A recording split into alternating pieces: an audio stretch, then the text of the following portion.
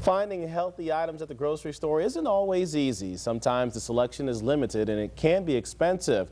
This morning we're learning how to get a routine down that is efficient, affordable, and healthy. Getting in and out of your local grocery store can be a challenge. If you're searching for healthy items, you have to know which selections best fit your meal plan and your budget. And I would recommend making your shopping list before you even come to the store, looking through your cabinets, knowing what you already have. So when you come to the store, you know what you're looking for, and you already do have that game plan in mind. Well, go ahead and throw that in the cart. Dietitian Anna Bender knows a thing or two about grocery shopping. She says it's important to know which meals you want to make. Really, it depends on your preference. You can put any kind of combination of foods that you want together, but again, we're looking for that protein, a whole grain, fruits and vegetables, maybe a low-fat dairy. So just making sure that you get all of them in the same meal.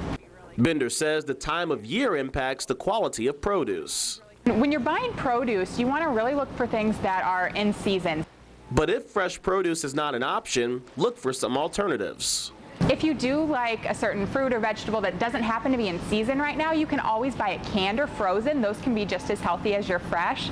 If you're going to buy something like your canned fruit, make sure you're buying it in its own juice or water. It's a little bit healthier that way. Right. If you're doing canned vegetables, just make sure that you rinse them off first. It gets rid of some of that sodium. But those can be just as healthy as your fresh fruits and vegetables. So those are always a good option. Bender says labels are an excellent indicator of what foods fit in your diet. It's going to let you know that it's either a whole grain or it's a good source of fiber, low in sugar, some of those things that we look for in a healthy meal altogether. So looking for those throughout the store can really help you as well. And just because it doesn't say it's healthy on the package doesn't mean it's bad. Take this package of ground beef. Usually I would recommend to somebody to go for your 95-5. That's a much leaner meat. But actually the 80-20 is going to be a little more affordable. And what you can actually do is when you cook this meat at home, you'll cook it up like you would on your stovetop, and then you're actually going to drain it, rinse it, and blot it. And you can turn this 80-20 meat into a 95-5. If that's not enough protein for you, how about giving beans or even rice a try?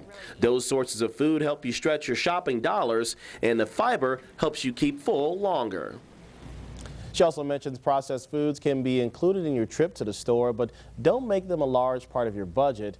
And some of the foods are actually, she says some of those foods can be costly and you're getting less money for your buck in nutrition. So, yeah, so that's always the way. Yeah, learned a lot. Basically, eat healthier, Donnie. Right.